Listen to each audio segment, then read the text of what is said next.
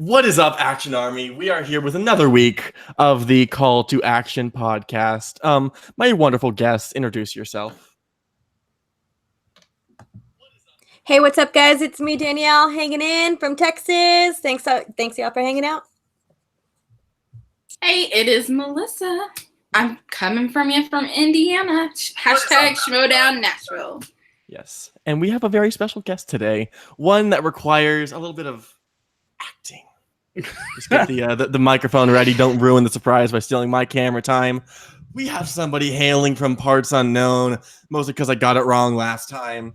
And a boy, that's all he is, a boy who thinks that passing his third grade math class can get him some time in the Schmoedown arena. It is Frank, Stats Boy, Beautiful Mind, little John Nash, whatever you want to call him, Janish. How you doing there, Frankie boy? I'm doing good. I'm doing good, Jimmy. I'm doing good. That's good to hear. Lovely to have you on, Frank. Unfortunately, we couldn't get Brad Gilmore, who recognizes the goat, the boat, unfortunately, yeah. Andrew Guy. So sorry. Yes, we'll settle for numbers. How you doing? What do you think of this week? It was an interesting week. The matches themselves, the Facebook page was interesting as well. But it's also really hot here in Chicago, so it's been brutal all the way around. Yeah, it's okay. I've been pulling a Bateman most of this week recording. I've been pantsless, so I feel you. It is way too hot here in sunny California. I don't know how to handle it, but you know what I do know how to handle? Mike Kalinowski and his wonderful victories this week. Or victory, but more of an emotional one and a physical one. Jumping in really quickly, we have the first match of the week. I'm talking close to the mic because I know Frank prefers it that way. It's not that I prefer it. I was like, hey, he has a nice mic. Why don't you use it? Yeah. But you can do whatever you want to do. Because if I don't do this, then I feel like you can't see my wonderful face because apparently I am known as the heel for my. I don't think many people are complaining about that. So that's a good point. So I'll lean in really close to the mic here. The first match we have is Founding Fathers and Corruption, and we see the first instance apparently of. Yeah, I'd like to introduce a new segment on Call to Action. It's James doing Schmoedown ASMR. ASMR. And your winner. No, stop. No. So, just fun little fact about the match for Founding Fathers. Mike Kalinowski, hashtag Mikey fucking 3 belts, got 100% this game, including steals. Isn't that just a great time? You got everything right except for one thing. Right, he's gonna get 4 belts. He's gonna go into the Star Wars League. Well, I mean, he doesn't even have any belts right now, so I don't know where you got the 3 belts from. I'm not sure. Janish, us higher-minded people, the ones who are aware of the greatness that is Andrew Guy, we can see into the future and recognize what can happen. Like, what could happen? Andrew Guy being a part of the greatest team of all time, the family. So you just want to put all time, you just want to put the cart before the horse, is what you're saying. Well, we don't need horses. The horsemen are garbage. Who needs carts when you have tables? I don't really know what to say there. What? You want to put the chair before the table? I don't know. There you go, Janice. That's a good analogy. Yeah. But let's not focus on team action because we can talk about that later when we can go through the segment of why Frank Janish is always wrong. Really? Okay. But first, what did you guys think of the match this week? Founding Fathers versus Corruption. I feel like me and Danny need to go get like a mani-pedi and let you and Frank just kind of go crazy this week. Sounds like. No, as far as that particular match, I don't know. I do have some questions for Frank, just kind of from a purely just like nerd question. But sure. Okay, hey, I'll go right at it. So, couple questions is, was Dan, whether statistically or just kind of, the players' patterns and things like that, was Dan's performance exceptionally well or normal for Dan, and it just seemed exceptional because Broca had such an off match? Would be like first part of the question. I'll let you kind of address that, and then I'll get into the next one. Dan in this match was pretty much average Dan, which is to say it's fairly close to exceptional. I think exceptional is he set the bar there in New York to start the year when he went perfect, 100% accurate. This match, what he had 7 in that first round. It's always hard to tell who knows what in the second round, but I think this was normal Dan, which is a great showing as always, really, from him. Okay, agree. That's kind of how I was looking at it too. My next question was just knowing Rocha, knowing his averages and things like that. If Rocha has an average match, and you look at these two teams 10 times out of 10, and you compare kind of both of their upper averages, where would you put 10 times out of 10, which way is it going to go? Are you 50-50, or you think it's... Yeah, I think it is 50-50, to be honest, because, Rocha, he had 4 in this first round, and he hasn't had that bad of a first round since in quite a while. It's been a few years. He usually hangs around 5 or 6, if anything. So to hit 4 here was pretty brutal, especially when Chance has shown that he's really consistent in the first rounds. I mean, he hit 7, 6, 7. I think he's only hit 6 once this time. One time since he's been playing, so he's been pretty consistent with 7. And then Mike, he can go from 5 to 8 from match to match. There really is no set consistency, but as of late there has been. So I think if these two teams were to play 10 times, I think it could go 5 out of 5. But that all depends on if Corruption goes slice hunting for Pixar or Bond. Then that could sway probably more in the favor of Founding Fathers, because more often than not, I think Corruption might hit unfavorable categories due to the fact that they're trying to hit Bond or they're trying to hit Pixar. So I think the overall advantage would probably go to Founding Fathers, but it's still super close, and that's why these two matches. This past one wasn't as close, obviously, as the first time they met, but it's still, it would be highly contentious through 10 times out of 10. So when you say slice hunting, and this is me out of character, sure, do you mean like they strictly focus on spinning those two categories, or are you saying like they wouldn't perform anywhere near as well in any of the other categories? No, I think their strategy, because if you look at all their matches that they've played in the 5 matches, they put Pixar and Bond on the wheel every time. Every match they've spun twice, except for that first time they played Founding Fathers when they landed on Action Adventure, and they stuck with it and went 6 of 6 and rolled through that category. But every other match outside of that one, except for this Founding Fathers one, actually, ironically, they've spun twice. And my theory is that their strategy is to go for Pixar or go for Bond, because they know they're going to run right through that thing and get 10 to 12 points. So I think that's their strategy for the most part. I don't know that to be true or not, but that's what it kind of looks like when you look at all their matches. Awesome insight. Danny, do you have any questions or insights on the match? Yeah, so I was thinking I'm going to gossip for a little bit about this. How do you all feel about John Rocha stealing William Bibbiani's stick and standing throughout the match? You know what it is? I just took my pop filter off, so I'm going to sound a little weird for a second. This is the sign that he has lost his way, both literally in terms of a player and metaphorically. His horse has wandered down a long, dark road that is never returning. And Janish, I'm sorry that you have to deal with me being a total asshole. And well, you have the power to control that, We just so are. you know. It's not like yes. And that's also I can just kick anyone out of this call if I want to. So Janish, just watch yourself. I'll just start my own call then. That's a good point. I think what we saw today is another case of Rocha threatening retirement, and he's going to keep doing so until he wins another belt. I think this was a sign of him doing so, of him trying to find a new way to impact the league. And this constant chorus of saying, I'm going to retire if I keep losing matches or I'm not looking good. It's him trying to find a new way. And until then, he's not sure what's going to happen. I think the actual idea of oh, I'm going to retire is not likely at all. But I think what he's doing right now is trying to spend that time in the in-between trying to find out what makes him him, because people are doing the heel gimmick better than him, the face gimmick better than him. And just the character. He's lost his character now. He's just Roca. Do you think John Roca will ever start to study Pixar movies? I would assume so. I mean, they've covered it like 3 times in the top 10 show.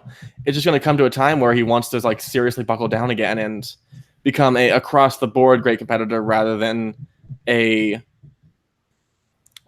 good and I don't know what the term. I want to say hot or not, like really good or not good at all. Because he tends to be that sort of dichotomy. He needs to be what's that the idiom? It's like knowledgeable at one, nothing, and not knowledgeable at a lot, or jack of all trades, master. Thank you, Melissa. I am too young and stupid to know anything worthwhile. He just called me old. You guys heard that, right? Only slightly. No, Melissa, I'm calling myself a baby because I'm about Paul's age. I'm not going to say. And what have you accomplished? Frank, I am is there top a 6 of specific 5 for a Schmoedown award nomination, so I think I'm pretty good. Well, okay. There you go. Frank, is there a specific category, Roca, or anyone, like any of these 4 competitors are specifically a little bit, they need a little bit help on? I that's an interesting question, because I think, well, first of all, I just want to address like the retirement question about Roca, because I think retirement is real for Roca. I know he's been saying it publicly, and I've talked to him a couple times, and it sounds like he's really leaning that way more than I think you underestimate, James. So it looks like a real strong possibility, especially if these losses keep stacking up. And then you have to think about externally outside of the Schmoedown what he's got going on.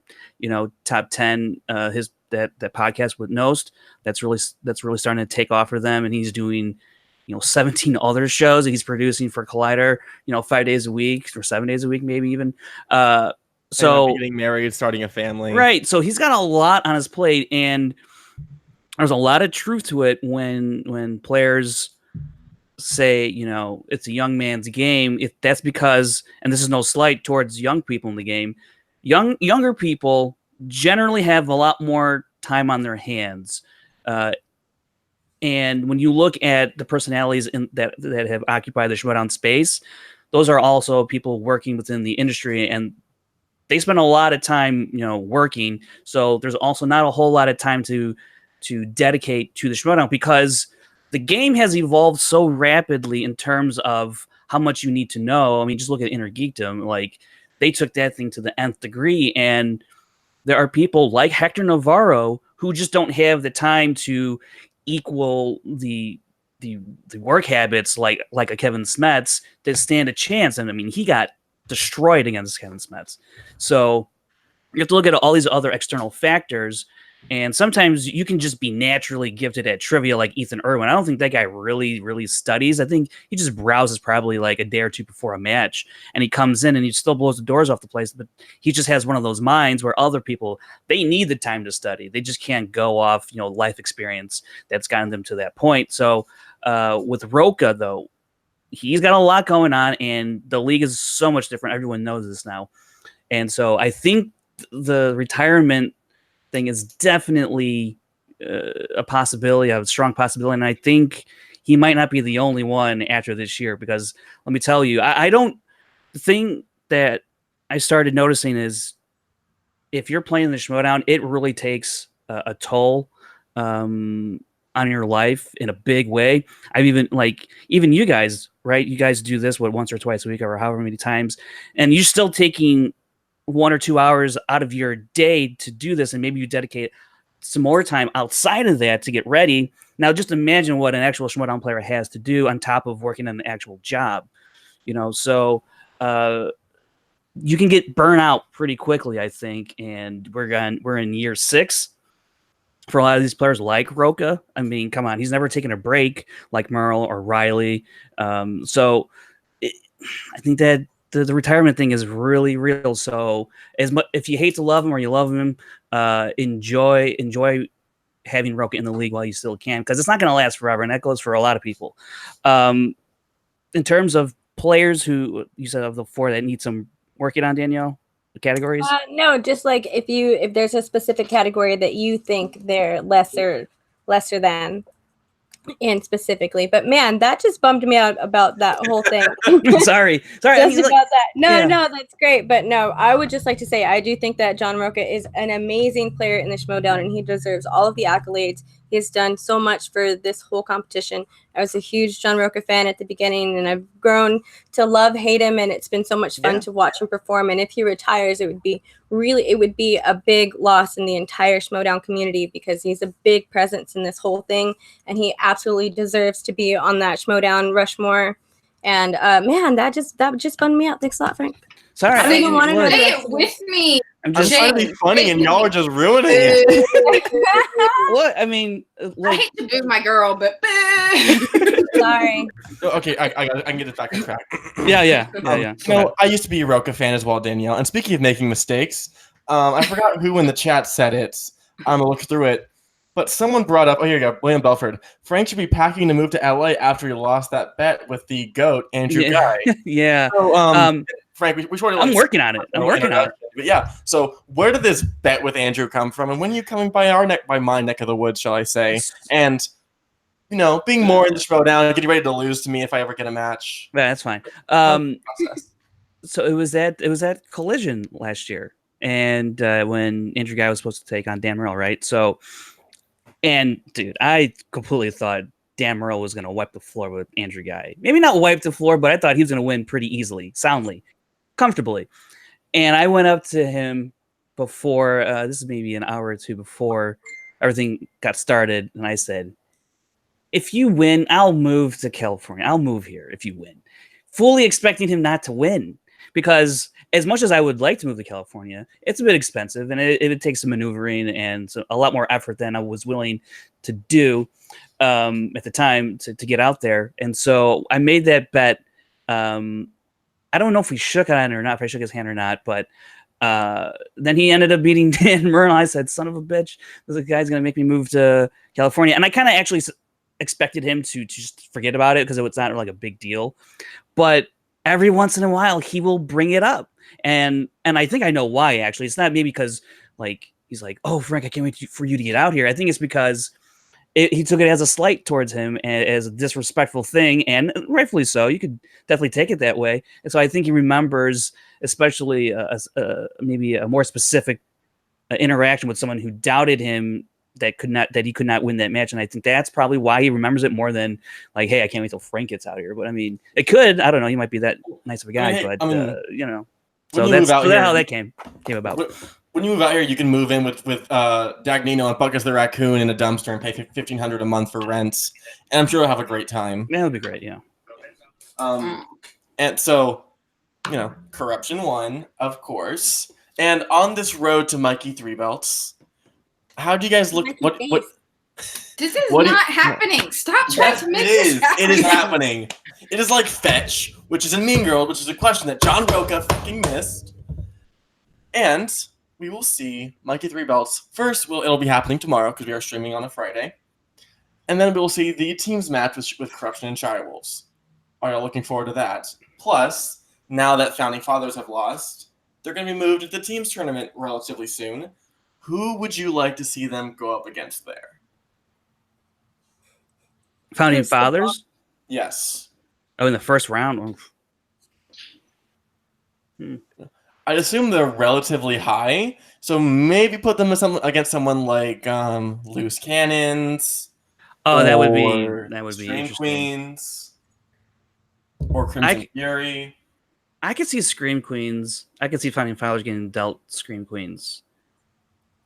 I could see that. Melissa, Danielle, anything to? Yeah, no, I agree. I think Scream Queens is a great match. I think they're ranked 10th right now, or somewhere near the bottom like that. Yeah. And Founding Fathers I think is going to still stay in the top 3 or 4, probably 4th. So I don't actually so they don't really do traditional rankings when it comes to tournaments, because you get, I mean, especially with Robert Meyer Burnett in the picture now, I have no idea what the hell he's going to do. Well, the family's going to be the 1 seed, of course. Right. Yeah. Well, looking at it right now, I would say the top 12 teams look like they could be in the tournament, because then you have, after them, you have Kind of Funny, Double Toasted, Only Stupid Answers, and Late to the Party, who are all very like hit or miss in terms of consistency. So after them, you probably have, honestly, yeah. You probably have like Looney Bin, who are 0-1, but still relatively like in conversation. And from there, I'm not really sure, because I'm assuming they're keeping a 16 seed tournament. I think that was confirmed recently. Yeah. So I'm assuming you're gonna have some like 0-1 teams pop up, maybe some old ones we haven't seen in a while. Yeah. And like if there was like traditional ranking in terms of like the tournament, then you would see probably, I think maybe like a Crimson Fury against Founding Fathers, or who else is? I think Inking the Brain might even get that.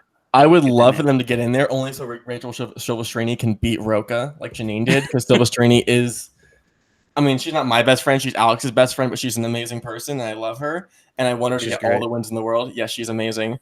Right now, Founding Fathers are ranked 4. They'll probably drop to like 5 or 6.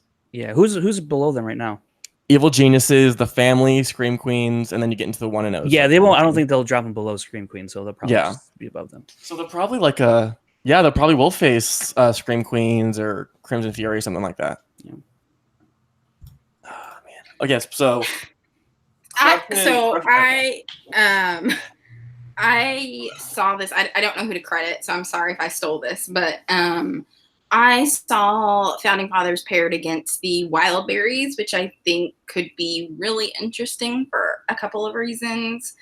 If Founding Fathers wins against the Wildberries, it could be just like a really fun match that maybe like reinvigorates their like enjoyment of the game. Maybe it's like the shot in the arm they need to like enjoy the game again. And if Founding Fathers somehow loses to the Wildberries, I could see that being like a real, like, is this the moment? Blow them up. If they lose the Wildberries, blow them up.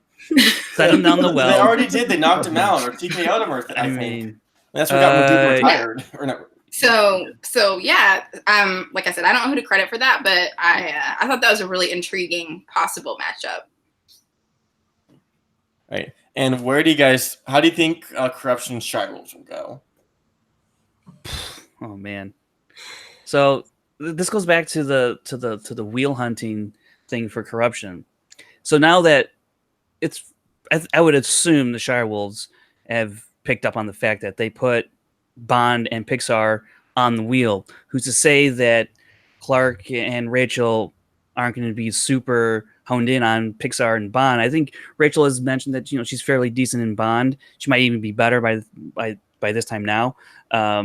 Clark, one of them could just be like, hey, I'll take the slice, you take that slice. And so if we land on it, we hopefully feel comfortable in taking that slice, and then they run it instead of Corruption running it, because if there's a lot of variables, but I think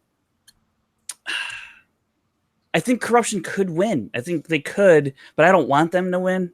So that's where I'm at. I don't want them to win. I don't. Boo. I just look at really. If I don't want to see Chance have a belt on his shoulder. Come on, we're gonna have 2 kids from the families have belts on their shoulders this year. Yes. No. One's amazing. enough. That's right, Frank. Raise your voice at me. Yeah. It could be if Smets. He's from the fan leagues too. So I like Smets. I like him. All 3 divisions will have a fan league competitor that would holding be the belt. Mark my words. That'd be pretty nuts. I mean, who's to say actually Loose Cannon's going to run with the way Zipper's been playing? Holy shit. There you go. Yeah, I think Rachel and Clark are really going to come for it. I think they will really fight for the belt. I would love to see the Shirewolves win. I'm really pulling for the Shirewolves in this match. I am absolutely rooting for Mike to go face. I am pushing that agenda. as hard as I No. can. I think there's a lot of and if- I think there's a lot of truth to that, to tell you the truth. I would love for Boo. Mike Kalinowski to go Boo. face, and I think in order for Mike Kalinowski to take that journey, he would need to win, and I think those wins are going to motivate him and get his spirit back in the game, and then he's going to lose, and then they're going to lose at some other point, and then he's going to humble himself, and he's just going to boom turn back to face and be Mikey Face, and I can't wait to see it. I want Mikey Face back, but right now I want the Shire Wolves to win because I think it should be on there. I think those belts should be on their shoulders. Those ladies deserve it so much. They both work very, very hard in this league, and they're a great team. They work very well together. They're the perfect example of a good team, and I love the idea of them taking one over the other. Like, you study this category, I'll study this category, because I can totally see them both doing that with each other. Because, like, what does corruption prepare for Shire Wolves? Because they throw up. I mean, you can prepare for horror, because not Shire Wolves don't always put that on the wheel. They didn't put up last time against Odd Couple. So it's like, how do you actually prepare for the second round if you're corruption? Because you really don't know what they're going to throw up there. Rachel is good in the Oscars, but I don't know if she's going to throw that up there or not. So that's why I think Shire Wolves are a little bit more unpredictable to prepare for, where corruption is getting kind of predictable to prepare for. Well, I think I said it after our collision recap. I truly think the Shire Wolves are the strongest team we've ever seen because they don't really have a weakness. Like, you can they absolutely have strengths, and we've seen that. But at no point in any of their matches can you say, "Oh, they're not as good at here." It just turns out to when can they really show up. Yeah, they're extremely well-rounded in every category. They lost in a 5 when Rachel didn't show up too much in round 1, and then they won in a 5 when Clark didn't show much up on round 1, and it's ended the same way on the 5-pointer. Yep. If they are both if they're both on their A game, they are almost unbeatable. Oh, absolutely. I fully believe if they're on their A game, then they're one of those teams that can't be touched, and even when they're down, you've seen it both ways happen for them. They can win and they can lose very closely. So it's going to be, I don't know. It's going to be interesting. I tend to agree with Danielle and disagree on a couple points. Agree on a point, disagree on a couple points. One is, I don't think Mike has ever left being a face. I think he's just desperately trying to be what was that? I think this whole heel facade has gone long enough. I think he's been like a face this whole time and trying to be a heel, but I do agree with her. It's time for him to just accept what he is and go back to the face side of things. So as far as corruption Shire Wolves, I do want the Shire Wolves to lose for a few reasons. Okay, all right. For a few reasons. I'm not a Shire Wolves fan. I'm just not.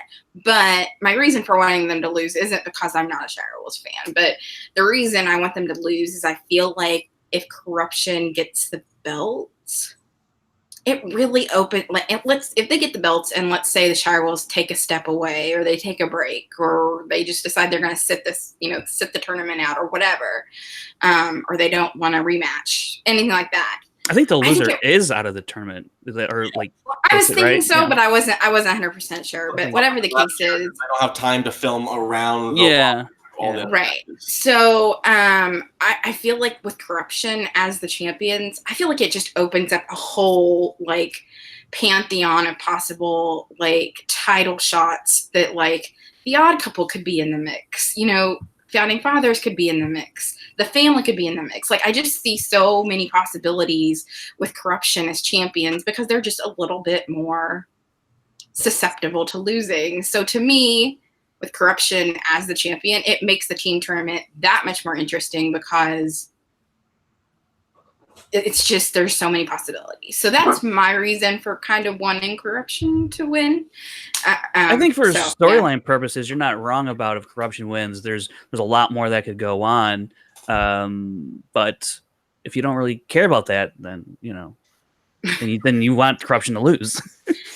Because there's other stuff that they can do that can step. Because, let's say Mike beats Rachel on Saturday. He's got that belt now until probably Spectacular. So he's going to have that touting around for a few months. So he doesn't really need and I mean like corruption's a big faction. They got a lot going on. So even if Mike were to lose, corruption was to lose to the Shire Wolves, there's other things that they'll still be visible and still drum up chaos or what have you. So, I'm going to backtrack a bit to Founding Fathers because I want to wrap up discussion here and move on to the next match. Will McLean says in the chat, with the Founding Fathers losing, the curse is returning. And we haven't really heard about the Horseman curse in a while. Yeah. Now that we have like the fully formed, or not even fully formed yet, but the 4 or 5, whatever, Horsemen. Do you guys think it might be returning? Because Bateman is yet to prove himself as part of the faction. Founding Fathers, I think, are 1-1 now within the faction. And Bobby Gucci lost his first match. Like, do you guys think the Horseman curse is upon us in 2.0, 3.0, whatever incarnation the fucking Horsemen are on? I guess. I mean, yeah, it's kind of hard to say no, especially after this week. I mean, you dropped 2 big matches, a number 1 contender match and a title match. So probably, yeah. But I mean, like, what does that really matter though? If you call it a curse, or if they just lose, losing's losing. I don't care what you call it. Well, see, the more you lose, the more you. So Melissa pitched this a while ago, and I actually dig the idea. If the Horsemen break up, then you get Riley going heel. Ben goes back to the family. They make the Ultimate Action faction, recruits Mets, what have you, whatever. But the important part means Roker would retire and become a manager, and Murrell is now single. He's without a partner. And you know who would come back? The former GOAT, Mr. Sam Levine. Okay, first of all, Sam's never coming back, guys. Sam's never coming back. Okay, He's never coming back. I'm telling you. We've pitched the fucking Ghost League, all right? We don't care about reality. After Sam fine. Okay, go ahead. comes back, you put him on a team with Dan Murrell, and you remake Team Champs.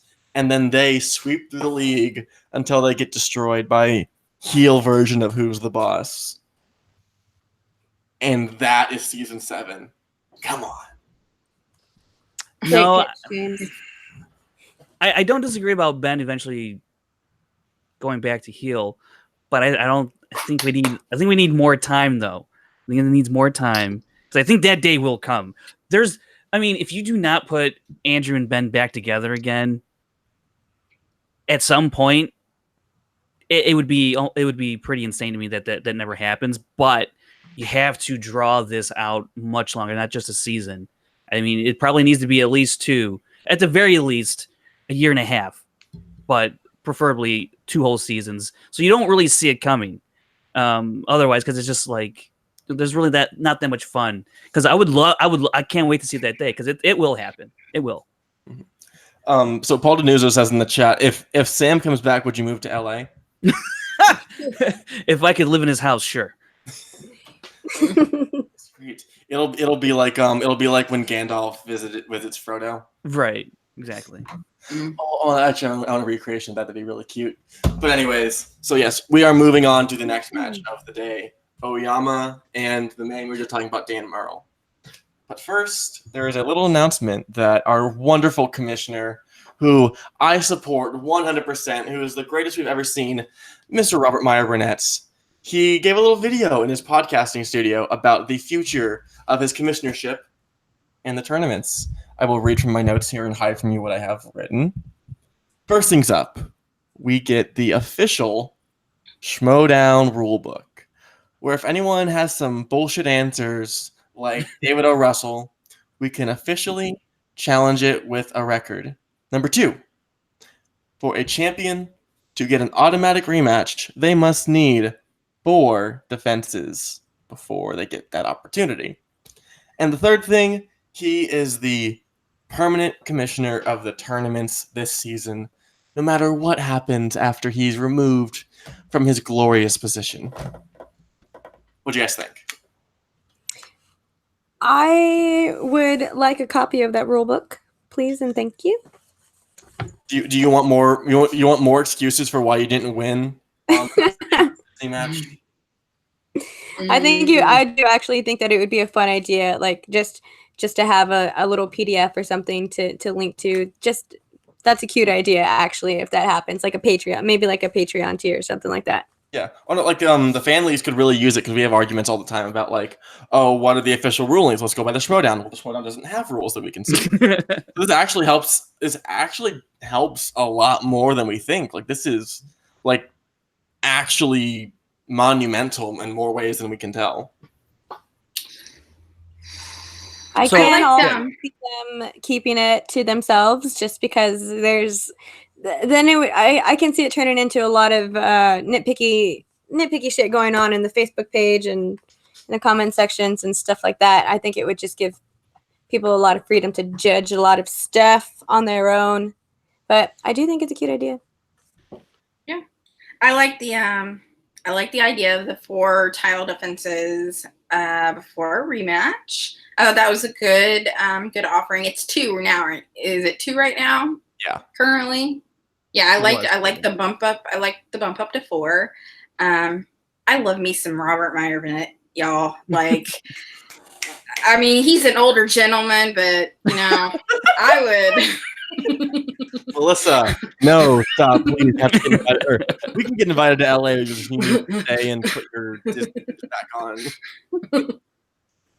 No, but yeah, I just really love him as the commissioner, and yeah, I would be all on board for him to be commissioning anything, whether it's a tournament, whether it's whatever.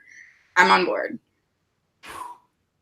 So this rulebook thing, I don't think it's going to be an actual like rulebook that people have been asking for or expecting. I don't think it's going to be like some like 10-page document or 20-page document, whatever. I don't think it's going to be that. I think it's going to be like a bunch of just Robert Meyer Burnett-ness kind of rules in there, and you're just going to be like, what? And I think eventually there will be an actual rule book, but but not right now. I think they're gonna have a little fun with this and kind of give us a swerve here, and it's gonna be probably like 2 pages. One will be the cover. The second one will be like a list of 10 commandments, basically. I think it'll be like Robert Meyer Burnett's demands or commands or whatever. In terms, like a 30-page forward, and the rest of it is just burned. Right? Yeah, it should be this huge rant from Robert Meyer Burnett, and then it's like rule number 1: win. That's it. So something like that. In terms of the 4 title defenses now for an automatic rematch, I do like that. But B, I think that was also said for the fact that so now when that was said, I go, oh, I'm not really expecting or what do you call it? No, I'm talking about the free for all stipulation. You have from free for all to cash in. I didn't write that down. I felt like it was. I thought that was the rule already. No, you had to the end of the year. You had till spectacular to cash in. So now they're making it a full year.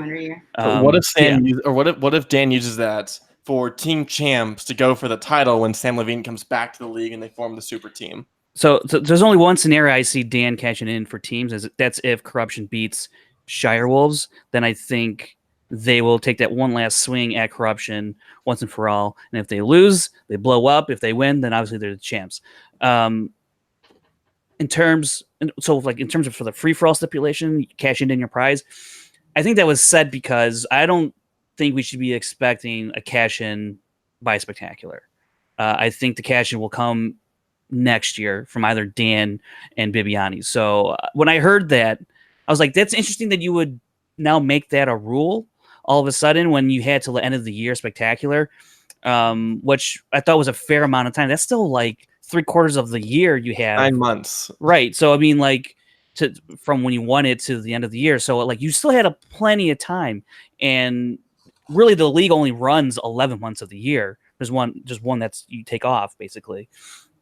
So you're only adding a couple months to that. That doesn't really make that much big of a difference unless you just like even numbers. I don't know. So I'm not really expecting a cash in, but that's not to say it couldn't happen. But I just thought it was interesting. Let's throw that in there as well. because I actually thought that the rule, or everyone had known that you have till Spectacular to cash it in. I thought that was kind of fairly widely known, but maybe it wasn't. So here we are with this free-for-all to free-for-all stipulation. Well, so, and even then, like I think the beginning of the season is always a little strange. Like if you always look, it's all the newbies premiere, and then one title match, maybe 2 title matches, and then free for all, and then like the real meat of the season kicks in.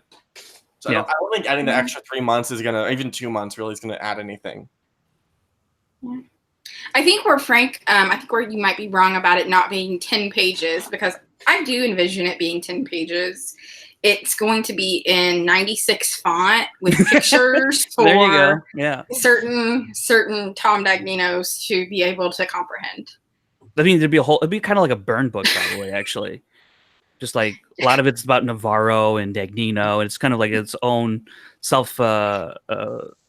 It's for himself, not really for the league, maybe. So would Brienne Chandler co-sign it then? Because like, oh right, yeah. And then you get Burnett and Chandler on a team, and they make the team the Burn Book, and they just Burn Books as their entrance. Call them the Burn Unit.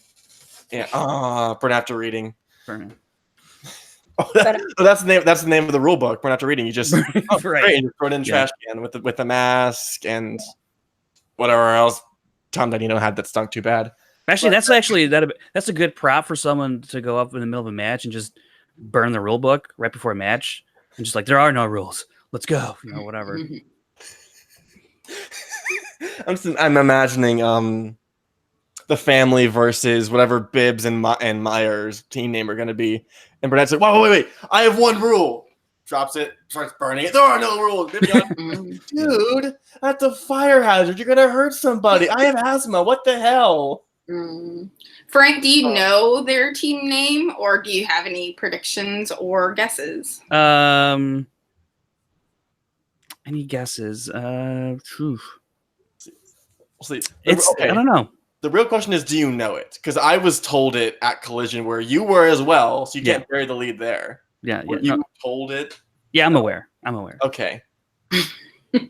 So, Frank, what is the incorrect name they're under? So what they're Tell called... us which ones they're not. Yeah, they're definitely not called Kaplooey. I don't know. They're not called Beauty, or sorry, Kid and the Beast, or right. Tale as Old as Wine. I don't know. The Bibbs and the Kid. The Wild West, and they come in as Will Smith and Kevin Kline.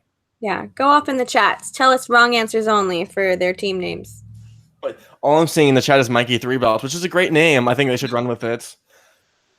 But speaking of a belt that Count Ashke will soon win, we have the singles title with Paul Oyama and Dan Murrell. And before we get into this, Danielle wanted me to give a warning to everybody that this is a spoiler-filled discussion. And because we are under the 24-hour rule, we're breaking the law, everybody. Ooh. So if you don't want or haven't seen the match yet, whatever, please. Can I tell you how much I hate the spoiler ban thing? I hate it. I really. So that's do. why you joined the Movie Trivia Schmoedown spoiler page. That's right. Immediately. Yeah. Yes. But yeah, so if you haven't seen the match, would have definitely been on James's side of the argument for this spoiler warning. And then go watch the match, and then watch us again. That way, we get more view time and an additional view, because we need everyone we can get to be dedicated to our take 3. The other ones that don't matter, because we're going to win come January. But spoiler warning. Spoiler warning. And your winner, and new, youngest, baby sharkiest motherfucking champion of the world, Paul Oyama. Yes. I'm glad Sweet Danielle. baby Paul. I was so pumped for this. Oh my goodness. I need someone to lose their mind with me. I'm so fucking happy. So happy. Oh. I was listening to this in the car, and I was pounding the roof of it in excitement. I was like, it was such a weird, like, genuine feeling of happy. Like, I know that, like, Paul was in a group chat with a bunch of people, so there's a lot of back and forth with that. So, we've been communicating with Paul as a group for a very long time, and to watch him go through his fan leagues and to do all of this stuff and to do it against Dan Murrell was, like, it felt personal in a way. Like I've never ever met Paul in real life. We've only communicated over Facebook, but this felt so personal in a way that that was so very sweet and so very nice, because it kind of for me is like such a great example of what the Schmoedown can be, because that one picture that they kept bringing up with Paul and Dan at the beginning, I think that's just a really great example of this league and the growth that this league has had, and it just put such a warm feeling in my heart. Like, big shout out to Dan Murrell, because he is one of the greatest players of all time to play this game. But it was just, I was on Paul's side this entire time, and I'm just so super pumped and super, super happy for Paul. Good job, my dude. Great job. Shots in New York. Danielle's already getting emotional, so you gotta bring the tequila. Get the tequila, damn it! Yeah, it's staying up there. Oh man, yeah, I haven't felt this emotional about a win since Mike won at Spectacular. Like, this is monumental. It's like again, we are in this group chat with Paul and shit, so we've known him for a while. Ever since he first got his call, like, yeah, so I got my first match. We're like, holy fuck, Paul's in the league, and now he's the champion, and y'all can suck a dick. And I'm so no, you proud. don't have to do that. Please don't do that. You were just thirsty for Burnett. You can't call me to calm down. Oh, I'm so excited. I'm so proud that my generation got a fucking belt. Ah, sweet baby Paul. Oh my goodness. Yes. Yeah. But I should probably calm down about the match. Frank, I'm sure you have stats on it. Do you want to? No, not really. No. All right. I mean, I do. I guess I do, but I don't. Not at the top of my head, at least. You're gonna hide it for the rundown. That way, y'all can talk about it later. Well, I mean, we recorded a rundown last night. So, and when we interviewed Paul, and we went through the whole match, and one thing that I thought was surprising. Actually, I told this to Danielle already. The Cujo question where he got the one he got wrong. He had initially written down Saint Bernard on his board, and he ended up erasing it, and so he could have had that one, and that would have been huge. So I know he was kicking himself about that one, and that's and if he had lost, you look back on that moment. Thankfully for him personally that wasn't the case, because I don't know how I would sit with that, knowing that I actually had the point and then I erased it, and I ended up losing the match because of it. That would have been pretty brutal. But with him winning the belt, he's now 5-0, so that makes him just the 5th person to ever go 5-0. It's him, Dan Murrell, Mark Riley, Christian Harloff, and Sam Levine. So that's the company he is in, which is pretty insane. He breaks the streak of white men. Go, Paul. Go, actually, yeah. Yeah, I mean, well, he's like half white, so, half is still almost good. there. Almost there, Half and half is still good, even though it's not whole milk. Yeah. Danny's pointing out in the chat, isn't Mara also 5-0? Yeah, but I mean for singles. Singles, yeah. She was 5-0, and so the only Intergeekdom player to do that. And so I guess 6th overall, I guess you could say. I mean, if you want to count Patriots and Shirewolves and Team Action go 5-0? No, because they lost. They went 4-0. They went 4-0, I think. Yeah. Well, I mean, not to start, but at least they had a 4-0 run or 5-0 run. But anyways, so not a lot of people have done that, or even teams. So it's pretty incredible. So going back to what Danny said about how emotional it was, I will kind of say one thing, contrarian that I am. My one thing is I do kind of wish, it was very emotional. It was a very emotional moment. I kind of wish, and I love Kaiser and I love the dungeon. We all do. Kind of wish we would have had like a one-on-one interview with him right after the match to really like see him take it all in, see him like really come to terms with like what had just happened. I feel like Kaiser kind of took over like a lot of the post-match interview, as will happen. But it would have been really cool to see Paul like just really soak in the gravity of the moment. So, but I guess the rundown will have a one-on-one or Yeah. one-on-one or whatever. But so we asked him about that. We asked him like, dude, I'm kidding. You just won the singles belt, and you're all very stoic. Like, dude, like enjoy it. And he's like, I'm like, where was your mind at? And he's like, I was just kind of just thinking about the next match. I was like, are you for real? Like, dude, you just beat Dan Murrell, and now you're thinking about the next match. Like, so I mean, yeah, I also agree with you about Kaiser. Kind of was talking more than Paul there, but I don't think even if Paul was talking more, I don't think you were going to see much more emotion than what he had showed up to that point. I just think that's kind of how he rolls. To be honest, I mean, but also he had said because when we were talking to him, the match had not aired yet, so he was always saying it wasn't real to him per se because the match is not out there for everyone to see. So maybe he feels differently now, or maybe he's feels it more now that everyone out there knows, aside from a few people beforehand. So, but yeah, it was interesting that the emotion wasn't really there because it's like, dude, you're the youngest, man. Like, live it up. Like, what the hell? Yeah. Yep. Now, like, I know you said you don't have any stats or anything like that, but I do kind of have some sort of stats related questions. And I know this is probably something you don't keep track of, but if you do, I would be amazed. But looking at round 3, the final round or the betting round? Sorry, not round 3, round 4. Speed round. Okay. Yeah. Looking at title matches where it's like a challenger versus a kind of champion, incumbent, whatever. If you look at how they play, if they play more conservatively versus playing more aggressively, which is what Paul did in this match. He was very aggressive on the buzzers, which I think a lot of the times challengers are not aggressive on the buzzers. They're usually very I think that's usually their downfall. And he was, and sometimes it doesn't work out for them. Like Mark Andreyko will tell you, like sometimes jumping the buzzers isn't going to work out. But I think he kind of took that chance. And just kind of generally speaking, do you look at aggressive versus conservative? Does it kind of lean a certain way as far as the outcome of a challenger in a title match? I think it's kind of hard to gauge whether someone's conservative or aggressive truly, but I think just from just watching the matches like everybody else, I think most people play it conservatively for the most part. I think like majority of the time they're playing conservatively, especially the team or the player with the lead, because maybe they don't have to do as much, so they're waiting for the other team to follow up and get docked a point.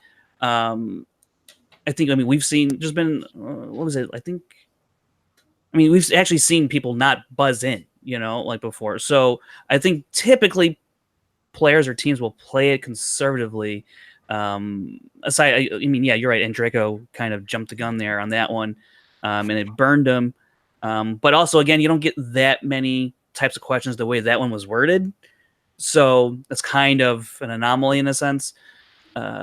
Yeah, so I've also kind of felt that if you're like someone like Paul wouldn't tell you he was playing aggressively. I think Paul would tell you that he was just playing his game, that he has very quick recall. So he's just, I know it, boom, I'm going to buzz in. But I think, yes, if you're in that position the way he was down 5 points, you should probably play it pretty aggressive because you really got nothing to lose at that point. So I did some slight math. Hopefully I was correct. So Oyama, I believe, went 17 for 21 this match, which would have resulted in an 80% accuracy. Yeah, that sounds right. Okay, yeah. I think Murrell, that's like, huh? Murrell was, I think, like at 76% when it was all said and done, or 74, something like that. So, yeah. It wasn't like a bad game by him. He just got tripped up on the 3 and 5. Well, it's also like just Oyama answered more questions because of the speed round. Yeah, that helps him too. Yeah, exactly. The 4-1, yeah. Yeah. Do you think 80%'s like about on par with other championship wins or defenses, or do you think it's like a little on the low side maybe? No, that's actually, I think, probably a little bit more on the higher side. I think most winners of a title venture in the mid 70s. There's been probably a handful that have gone into the 80s, and a lot of that's actually from Murrell. Yeah. Murrell just went perfect. Yeah, exactly. And against Sam Levine, he only missed 1 in that collision match, and then in that triple threat, he had only missed 2 right before that match. So, he actually has the history of being pretty high. Other players that he plays and other champions like Bibbs and Draco, even that match wasn't like that high of an accurate match. So he's really the one that does most of that in terms of high accurate matches. I'm just trying to situate the chat here, and they're mostly Jake Yakoveta brought up the Horseman curse once again. But, it's real. It's real yeah. for sure. Definitely. So I feel it. Yeah, and while we go over, so I do want to talk about San Diego, which I know we've done to death. We got a guest on, so I want to get his opinions. But do y'all have any more thoughts about the former GOAT and Paul Oyama? I do.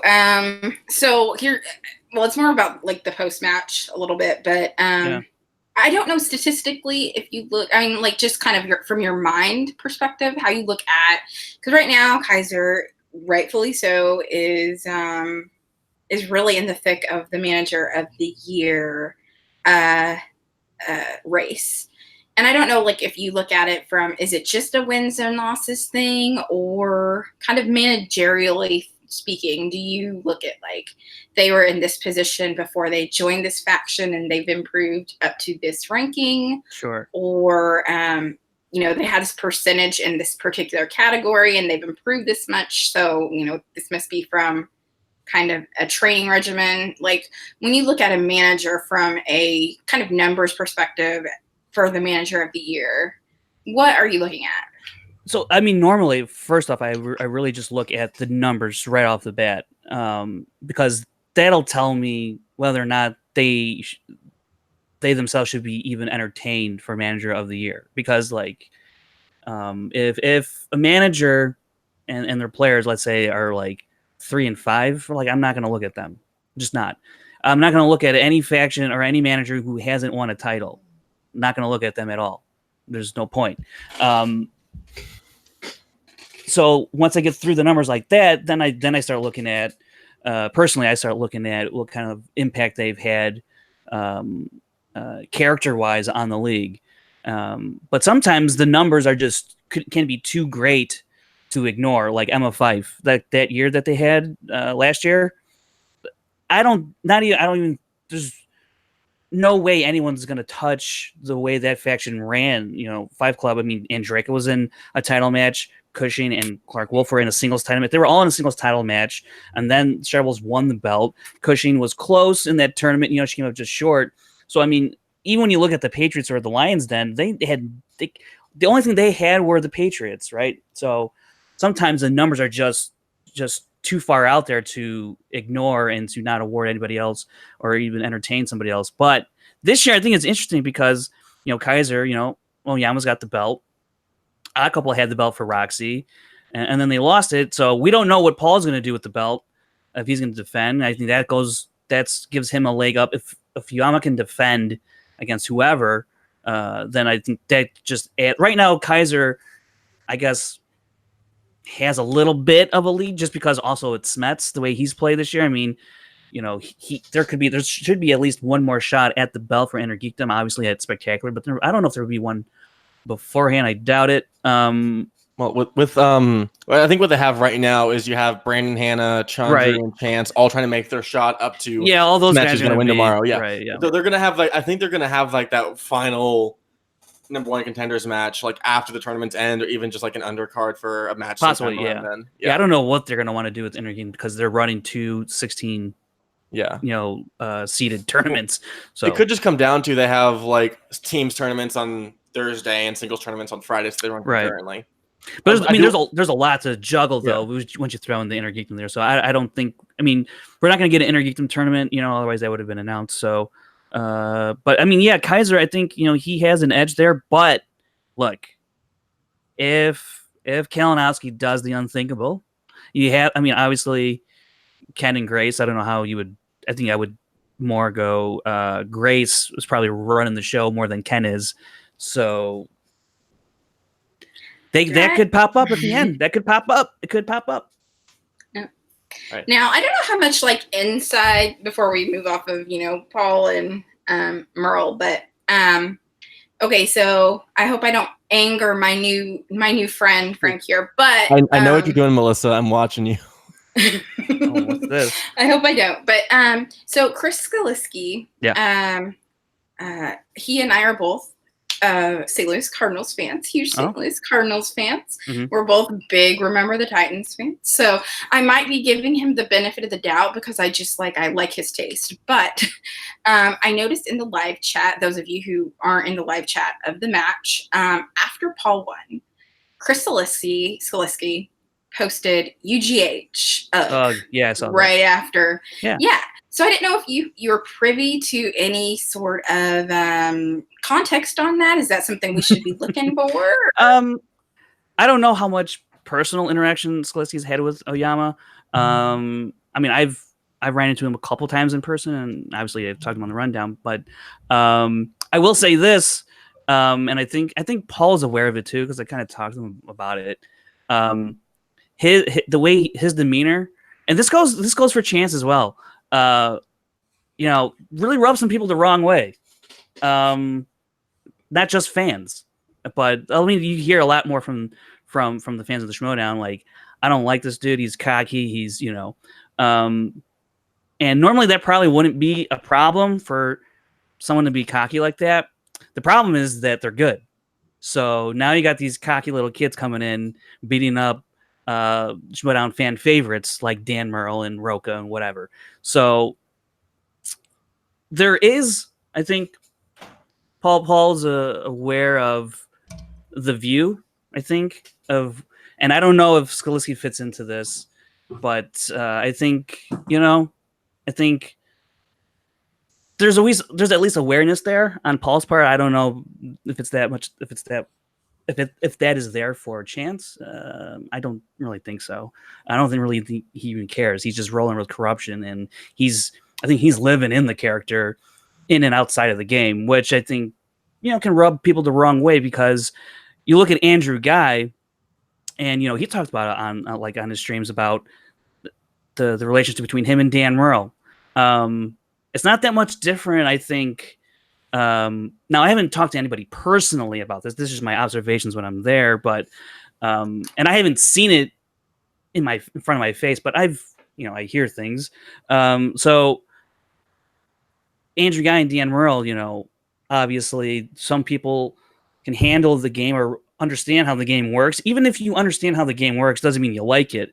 Because in Dan Murrell's post-match interview, he didn't like the fact that Paul Oyama said Ratatouille after he guessed wrong on that animated question, right? And I just thought, like, dude, how this rolls. You played Andrew Guy. That was a rude awakening. And so I just thought it was peculiar for him to bring it up. A, because it's just like, why? It wasn't even like that egregious, I thought. And B, like, if people know like that kind of thing is under your skin, you cannot blame anybody else who comes and plays you and says an answer to a question you get wrong because they know that gets under your skin. And it's just like, come on, man, you're supposed to be one of the greats of all time, and you're letting Ratatouille get underneath your skin. Now, I don't know if that really affected him all that much to lose the match. I doubt it. But I mean, I think he and other players have I think an idea of decorum in the game, and probably outside of the game. So I don't know if the learning curve for players like Oyama and Chance Ellison, how steep that learning curve is. But he's the champ now, Oyama. So they got a problem with him. They're gonna have to beat him, and I don't think that's gonna be an easy thing. So hopefully, I don't know. It's interesting. I don't know how to really put it into words. I don't know. I feel like I'm rambling about it. So I do want to point something out in the chat. The cool guy says Murrell is 0-3 against fan league competitors. So that could mean that the fan leagues are breeding a new higher class of competitor. Well, I think that goes to kind of my point earlier. How much free time, and this is not a knock against them, but this is just a fact of the matter is those guys have much more free time to study up on stuff than a guy like Dan Murrell, who's working for Fandom Entertainment, and he's charting and he's going through screenings. And yes, that helps, but he can't go back and run through Kubrick, or, I mean, even though he's like probably really good in Kubrick, but like, you know what I'm saying? You can't run through action adventure movies and like Chance or Paul or the way Smets prepares, you know? So, you know. Yeah. Well, I 100% understand. I think that what we're saying is these people who are going like, I'd say like the next generation of Schmoedown is going to be the people who study the hardest. Yeah. Like the Kalinowskis and the Smets are going to be the figureheads of this movement of just like, if you want to compete, you have to study your ass off or else it's not going to happen. I do want to backtrack though, because I was going to say something and just missed my chance. You said that Emma Fyffe she deserved Commissioner of the Year last year, and I'll agree. But it's because she managed the third best team of all time behind Team Action and the Looney Bin, Cinemaniacs. Okay. Cinemaniacs were the best team that deserved more time. Good for you. Good for you. Do you not love Matt Nose dancing with a beach ball? No, that's great. That just doesn't win you matches though, so I don't, or titles. 2 matches, it's fine. I mean, but we are forgetting about the glorious event that's happening in 24 hours and 40 minutes. Yeah. We get to see Kevin Smets live in glorious Wales Vagina, California. And Mike Kalinowski on his first of 3 steps. Come Mikey 3 belts. But we all know where I'm going. I have my suit jacket and my Smasher shirt waiting to be worn. Very fashionably, might I add. You know what? Janice, I'll save you for last because you look very apathetic about me saying Mikey 3 belts. No, I didn't even hear you say it, actually. I wasn't really listening to you. No one ever listens to me on the show anyways. Danielle, what do you think is going to happen in San Diego? San Diego. I mean, I think we all know whose side I'm on for the Smets and Lavick match. It's pretty obvious. Yes, exactly. Yeah. 100%. No, I think it's going to be great. Smets is on his redemption tour right now, and it's going to be really fun to see that. Now, I love Kaiser as a manager. I definitely think that, especially with Paul getting this belt now, Kaiser is basically a shoo-in for manager of the year, just in my opinion. I think he works well with all of his competitors. I love his upfrontness, like always being in the camera and being the one talking. I do like that.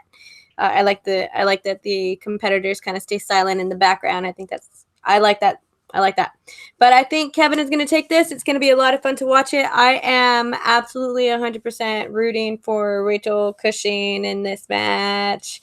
So I really want Rachel to take it. I have faith in her. I think she's going to do great. I know she kind of is iffy with live shows, different things like that, and just everything that's kind of going on in the community right now. Just it might get to her in some sort of way, but I have confidence in her to pull it off. I think that she gets really tough whenever there's a lot of stuff that's going against her, and I'm rooting for her, man. I really do want Mike to go face, and going face requires him to get some belts, at least in my opinion. Boo. Yeah, but that's it for me, dog. Dishonor on you, dishonor on your family, dishonor on your cow, which is in a Disney movie, which is a match I beat you in, by the way. Don't even go. Wait, I need the heel glasses. I need to see some boos in the chat right now. No, big boo. I will delete all the boos. I have control. I am the dictator of this league. Both the dick and the dictator. Watch The Rocketeer over and over and over again now. You pulled you're pulling a Spider-Man now. You're just watching it over and over and over to remind yourself. Yes. Melissa, what do you think's going to happen in San Diego besides Mikey 3 belts? Well, he's not going to have 3 belts, but so I'm rooting for. Okay, I'm going to back away from like the audio here in a minute, but I am rooting for Kalinowski to win. Not so he can get 3 belts. No, no Mikey 3 belts, but I am rooting for him to win tomorrow. I think Smets winning is, I don't want to say like a sure thing because there's no such thing as a sure thing, but I do think it's Smets to lose at this point. So yeah, I think Smets is, like it's going to be a great match, but I kind of overlooked it at this point because I do feel like he's pretty much in good shape. But on Kalinowski and Rachel, I agree with Danielle. I think the live match format could be the deciding factor. I think they're really, really, really evenly matched. Obviously, it comes down to the wheel and the questions, but you know, but I do want him to go face, and so I do agree that I would like to see whatever happens to make him go back to his real actual. Okay, James is doing something. I'm not sure what, and so yeah, I'm rooting for Kalinowski, but I'm not for him to be Maggie 3-belt. So you can take that as a win if you want, James. So before Frank gets to his wonderful points, which I'm sure is backed up by facts, which are boring, Jake Jacobetta says in the chat, Dictator isn't PC, so from now on I will be known as your Richard Potato. And he also says later, I want Rachel to hit Mike with a chair, which I think is just the best way to go. Rachel going heel, turning into Guy 2.0, puts on the sunglasses, and just this worked for you too, Danielle. She would hit Kalinowski with a chair, and that would discombobulate his brain and make him go face. Yes, and it all works out. But I think the problem with Mike going face, because I do think he needs to go face, is what happens to Chance when he does. Like, I don't know. Like, does he take Chance along with him, or I don't know. Oh no, he teams up with Brandon Hanna and creates a face faction. But it's not faces. It's just dudes in sunglasses who try to act cool and don't. You know what's interesting though that you bring up, Melissa. What does Chance do in this league? He wins. Yes. However, what I was trying to get at is Jiff it. It's Jiff it. Damn it, Melissa. Oh, It's a G. Like Paul has kind of carved his own way already in the Schmoedown. It's easier to do that when you're a champion already. Chance, like, he doesn't have as much mic time. He's really backed by a lot of the time Ken speaking, Kalinowski speaking, Grace speaking. He gets in there once in a while. But if he were to ever be kind of like a solo act, like if Corruption broke up, like what does he do? Like I don't know. It'd be interesting to see him evolve past that, because I really don't know what that Chance would look like. I mean, obviously he's gonna be playing matches and Inner Geekdom and teams and singles, but he came into this league with a pretty strong support group, if you will, in Corruption. I mean, he was gifted a pretty good thing right off the bat. So if he was ever if he was ever on his own, I'd be curious to see how he would approach it. But that's another topic. But that just came to mind. That would be such a fun cutscene to see, just Chance just walking around the studio all sad and alone, just opening a door like, someone in here? Chance would be the heel zipper, like, hey guys, I don't know what to do. Yeah. I want to be me, but I don't have anyone else to say it for me. I lost my glass. Where are my glasses? Oh man. Oh, that'd be so fun. Okay. Fights with himself in the mirror about keeping his sunglasses on or off. Like, no. It's just like, no, it doesn't look right. Whoa. I want like a behind the scenes video of him shopping at like J. Crew or like some kind of like super preppy store to get rid of his like leather and black and all that, and he has to. I want him to go to Oakley's and then just look at all the glasses and just go in the trash can and then dig a random pair. I want him to show up one day wearing all white. Just wear all white. Just So Chance Ellison is our messiah, leading us to a golden age of not talking. But here's what I want to say about Cushing and Kalinowski. This one is going to be brutal to watch, because I think both demonstrated that in the Schmoedown Throwdown back in February, either one of them could have won that match. Although I think Rachel was actually kicking his ass the first couple of rounds, and it wasn't until the speed round or the betting round where things got flipped. But I mean, she was annihilating him. She actually put up the first perfect second round for all 8, or what was it? They got there's 6 in that round. In that round 2, We stumped Janish, everybody. No, whatever it was, she went perfect for all 2 points on all of them. First person in that division to do it. Was it 6 or was it 5? I don't know. I can't think. Anyways, so I mean, she was on fire that match, right? It's going to be really hard to do that again tomorrow in San Diego, especially in a live event. We all know how she is. But to my recollection, and correct me if I'm wrong, aside from free for all, she hasn't lost in a live event, right? So she beat Team Action. Throwdown was streamed live, so she beat Mike there. And Collision was streamed live, beat the Odd Couple, right? So as much as she doesn't like them, she has a pretty decent track record at the very least. So, but Mike, man, you know, he has an immense amount of respect, I know, for Rachel, and it's likewise with Rachel towards Mike. But I don't. And then you got to think about, you know, Rachel this past week. Obviously, you know, that poll in the group, that was just ridiculous, and I don't know how Rachel is dealing with that, and if that's motivation. We can check Twitter to see how she is. Yes, we could. But since then, I don't know. But I'm not rooting against Mike in this match. I'm just rooting for Rachel. But you know, it'll be bittersweet if Mike wins, because I mean he will be absolutely 100% deserving of it. But you know, I've been rooting on Rachel from like the very beginning. So you know, it's gonna be brutal. I'm gonna piggyback on something you just said about him deserving it, because I was not a fan of the way he got the belt the first time. Yeah. Sure. Yeah.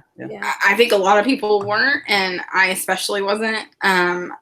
So I feel like, okay, he lost the belt, and kind of the way he has kind of built up to it and gotten again is something I can respect. I feel it's earned this time, and I do feel like if he gets the belt this time, it's something I can respect a little bit more than kind of the way he got it the first time. Yeah, because then I will feel like he really was a very deserving champion, which is not to say he didn't deserve it before, but it was just, it felt a little bit hollow to me. Yeah, it wasn't ideal, and like that was just kind of the situation they found them in. Inman wasn't playing anymore, so it's like, what do? You got to have a title match at Spectacular. So you know, and they turned that situation into a story point, and so it worked story wise really well.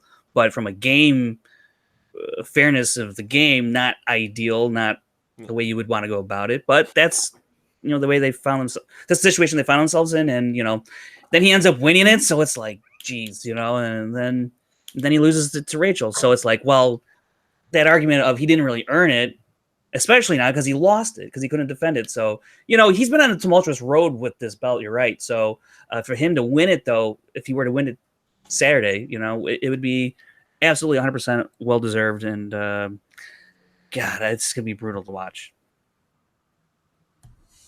So checking the live chat, Christian Jacobs said it was 5 questions in round 2. Yeah, that's fine. Is that? The cool guy says chances only Schmoedown singles losses are to singles champions, which is nice to know. He actually has a better accuracy rate than Oyama. Mm-hmm. So, but he hasn't played as many matches, so. Rematch.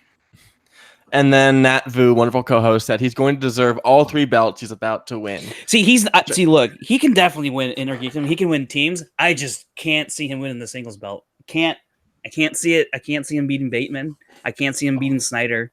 I just can't see it. I definitely cannot see him beating Paul. I cannot see it. I can't see it. If he studies like he does for Intergeekdom, I think he has a very serious chance. I think the only issue is retain knowledge versus gain knowledge. Like, he can do all the studying he wants, but we don't really know what his core is outside of his strengths, like you said before with the 2 slices. Like, we need to see him really be pushed in a match, which I said it before. Janine is the only legitimate, legitimate's a rude word.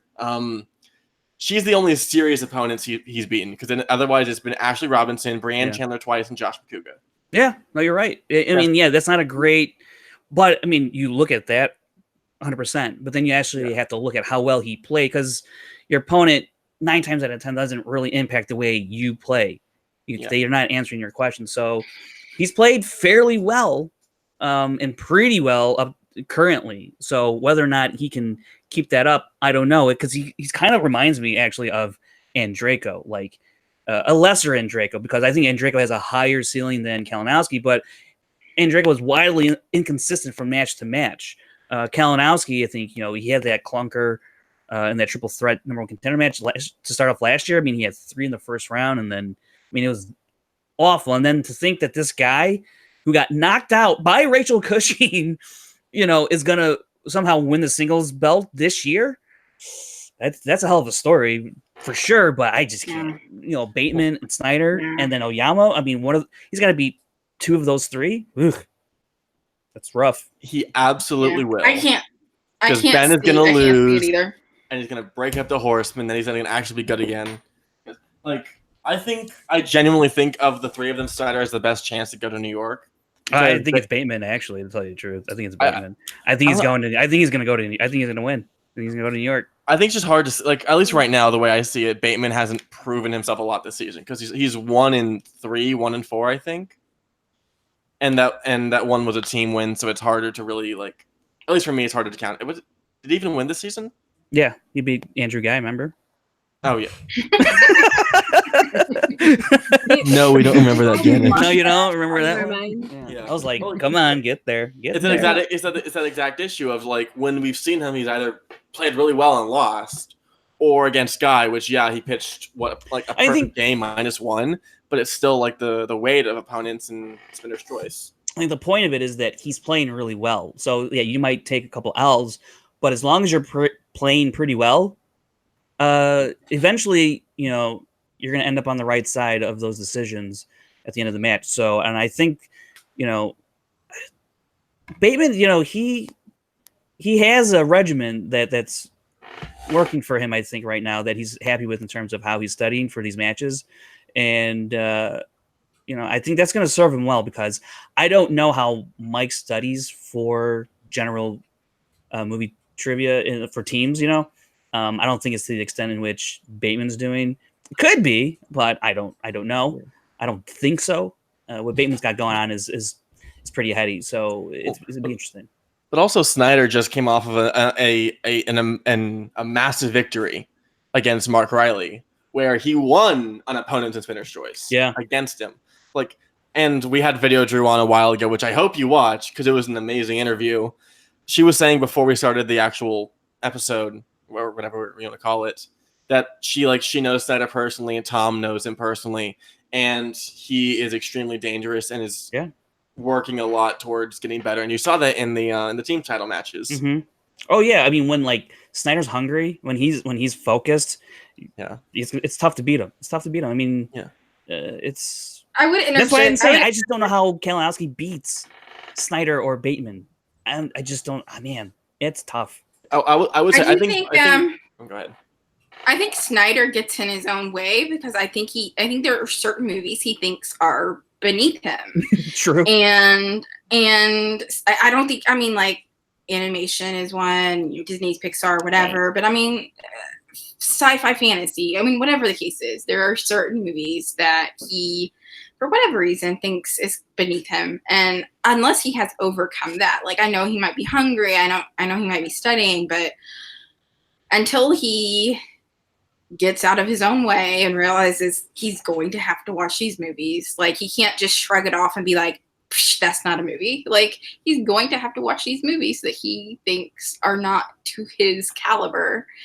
I don't know that he can be taken seriously as a contender until he really works on becoming a more well-rounded competitor.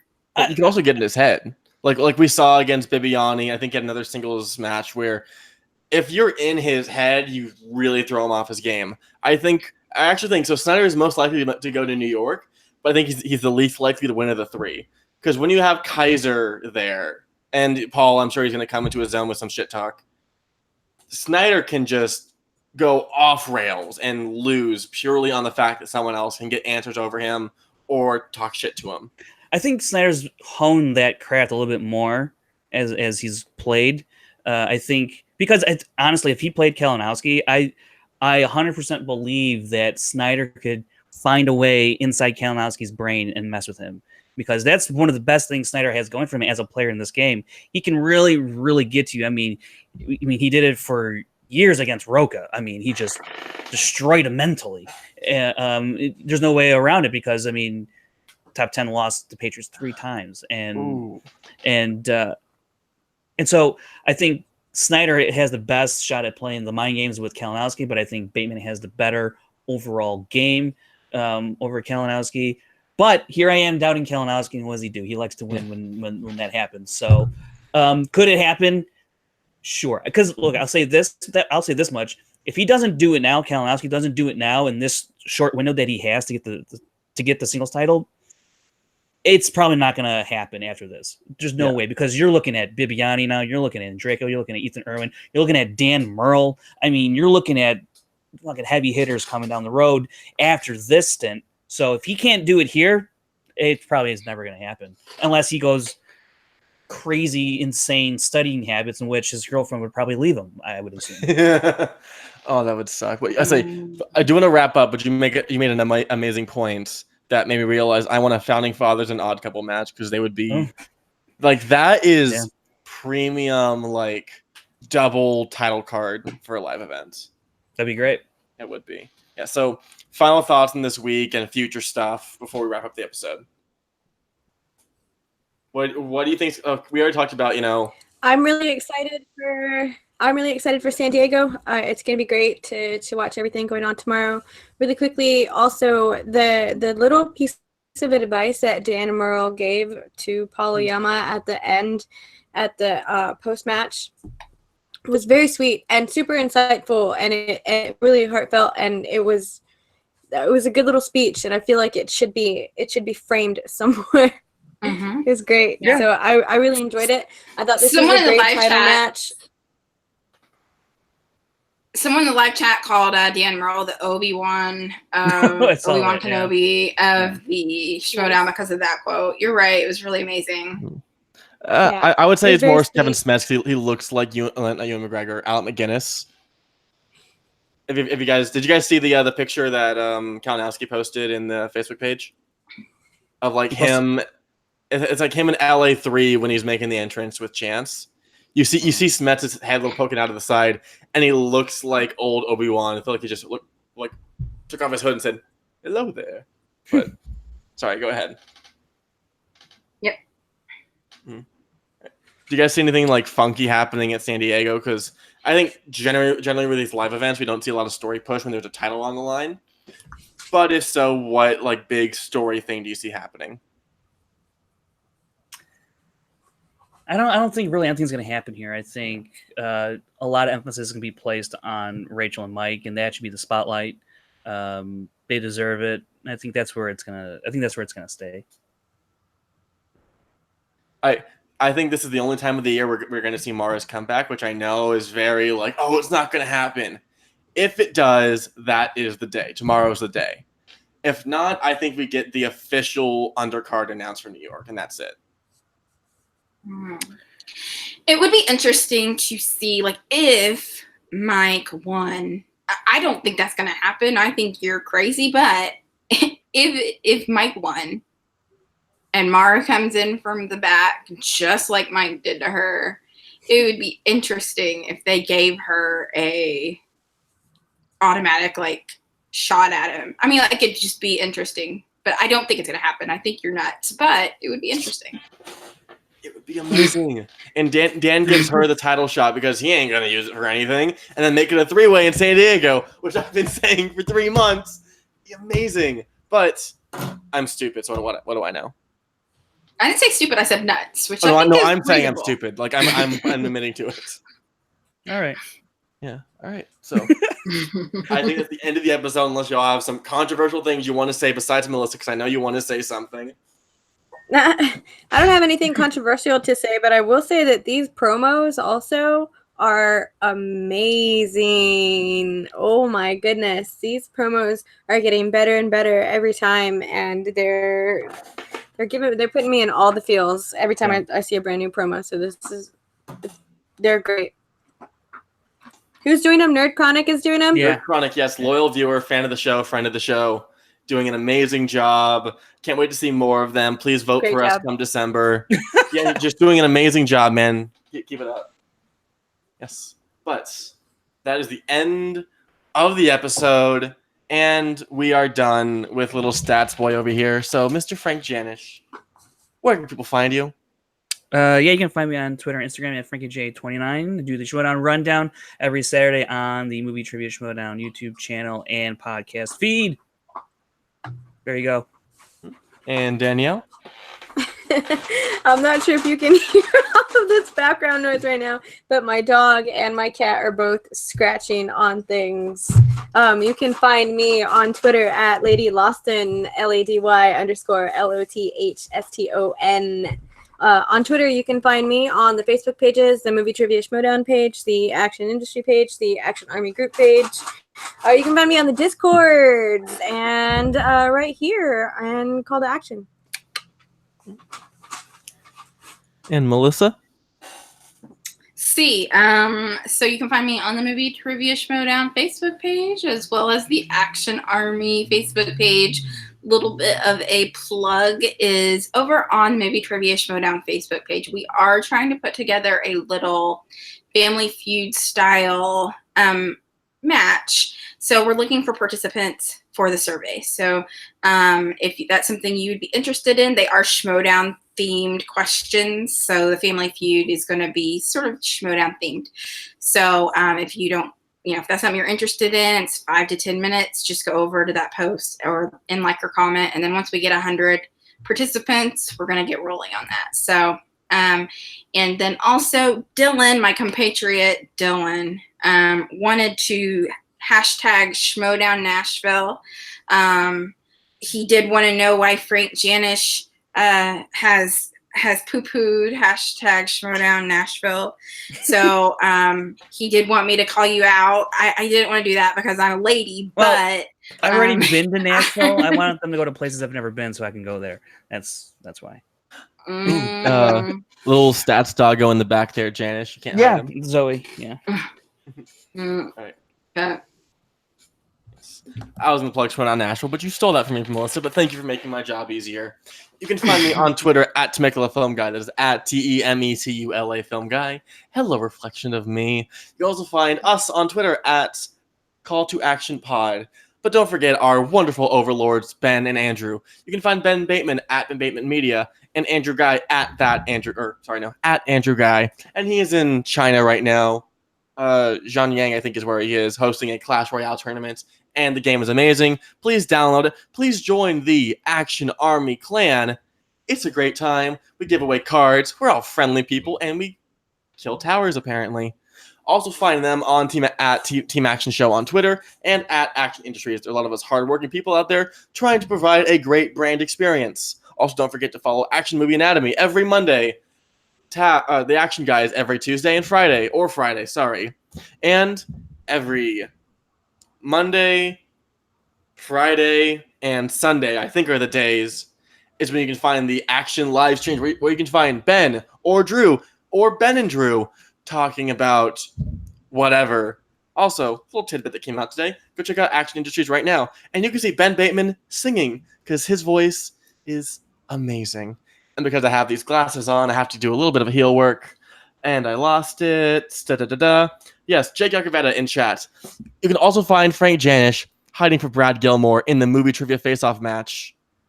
Boo! So, one of these days, Okay, sure. Back to the Future Part 3 or whatever match you guys play will happen in the Movie Trivia Face-Off. Okay. You can find me there. I have a match dropping next week.